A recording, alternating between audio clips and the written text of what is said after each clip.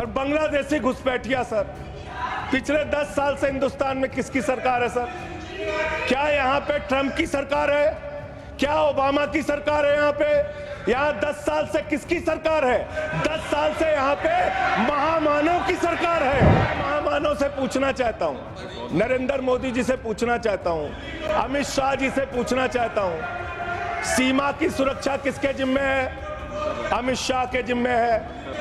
सीमा किससे लगती है? बांग्लादेश की त्रिपुरा से लगती है, आसाम से लगती है, बंगाल से लगती है। कोई बांग्लादेशी त्रिपुरा से, बंगाल से, आसाम से, झारखंड पार करके, यूपी पार करके, बिहार पार करके दिल्ली कैसे आ गया? आप लोग घास छील रहे थे क्या? आपकी सरकार घास छील रही थी क्या? और 10 साल में 10 बांग्लादेशी घुसपैठिया दिल्ली से भगाया हो तो उसका नाम बता दो, उसका नाम बता दो। नरेंद्र मोदी का दोस्त अडानी बांग्लादेश को बिजली सप्लाई करता है, आप इसे बिजली सप्लाई करता है। प्रधानमंत्री पर आपने भारत की बिजली चोरी करके, भारत की बिजली चोरी करके बांग्लादेशियों का घर रोशन करते हो। संविधान पर बोलिए संजय। दलितों के अधिकार की और बांग्लादेशी घुसपैठिया सर, पिछले 10 साल से हिंदुस्तान में किसकी सरकार है सर? क्या यहाँ पे ट्रंप की सरकार है? क्या ओबामा की सरकार है? यहाँ 10 साल से किसकी सरकार है? 10 साल से यहाँ पे महामानव की सरकार है।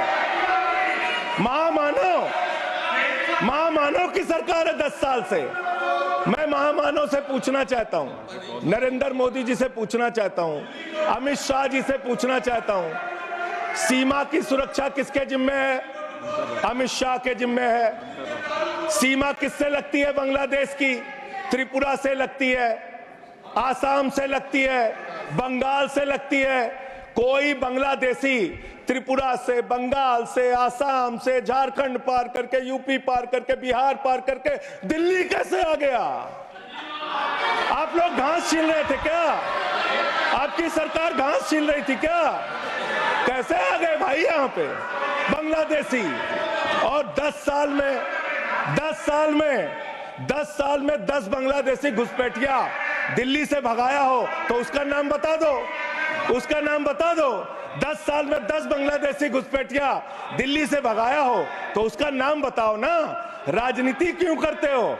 नरेंद्र मोदी का दोस्त अडानी बांग्लादेश को बिजली सप्लाई करता है, आप इसे बिजली सप्लाई करता है। प्रधानमंत्री पर आपने भारत की बिजली चोरी करके, भारत की बिजली चोरी करके बांग्लादेशियों का घर रोशन करते हो। संविधान पर बोलिए संजय। हमें ज्ञान बता रहे हो, प्लीज हमको ज्ञान बता रहे हो।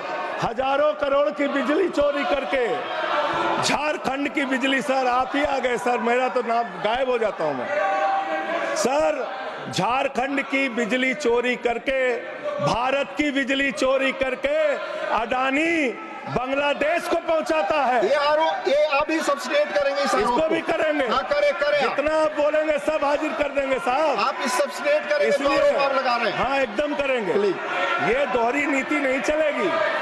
आपके लड़के कतर के शेखों के साथ बिजनेस करेंगे, दुबई के शेखों के साथ बिजनेस करेंगे, यहाँ मुसलमानों के खिलाफ हिंसा की बात करोगे। मैं एक बात इन लोगों को समझाना चाहता हूँ, दिल्ली चुनाव में आ रहे हो, शांति से आना, एकदम शांति से आना। यहाँ पे अगर गंदी राजनीति की, हिंदू मुसलमान किया तो हमने दिल्ली वालों को सिखा दिया है। जब तुम कहोगे हिंदू मुसलमान, वो कहेंगे स्कूल अस्पताल, स्कूल अस्पताल, स्कूल अस्पताल। आपको मैं बताना चाहता हूँ, यहाँ किसी भी तरह की तानाशाही और दादागिरी दिखाने की कोशिश मत करना।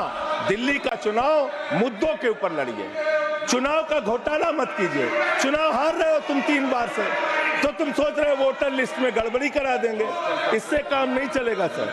हम काम की बात करते हैं, दलितों के अधिकार की बात यहाँ पे हुई, दलितों के अधिकार की बात।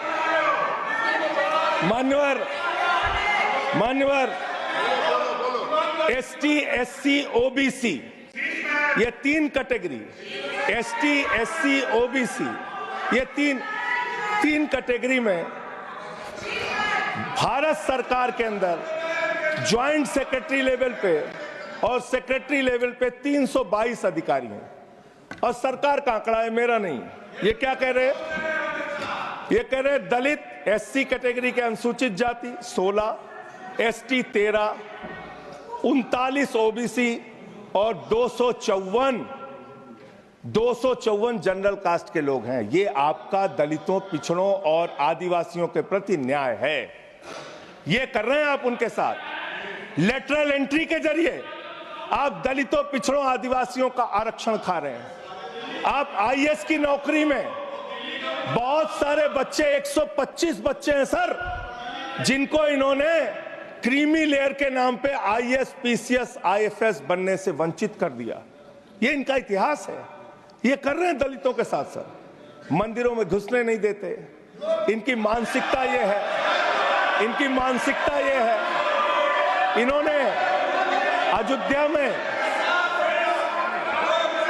में मंदिर का शिलान्यास किया।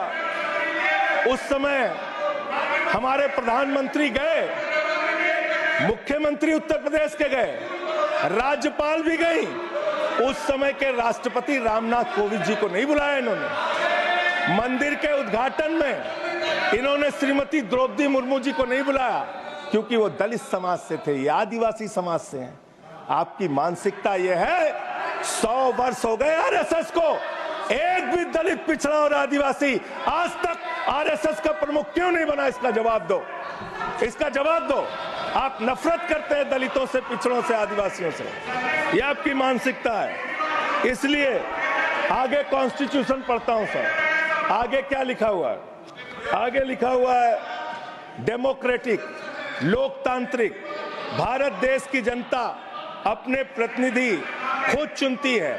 वोट के माध्यम से सभी के वोटों का महत्व बराबर है। जनता के द्वारा जनता का प्रतिनिधि चुना जाता है। जनता के द्वारा जनता का प्रतिनिधि चुना जाता है।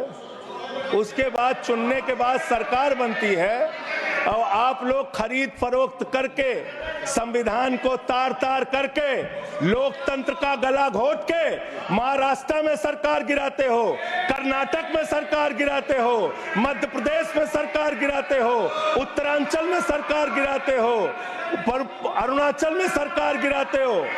पूरे देश में तोड़ फोड़ खरीद फरोख्त करके सरकारों को गिराने का काम करते हो।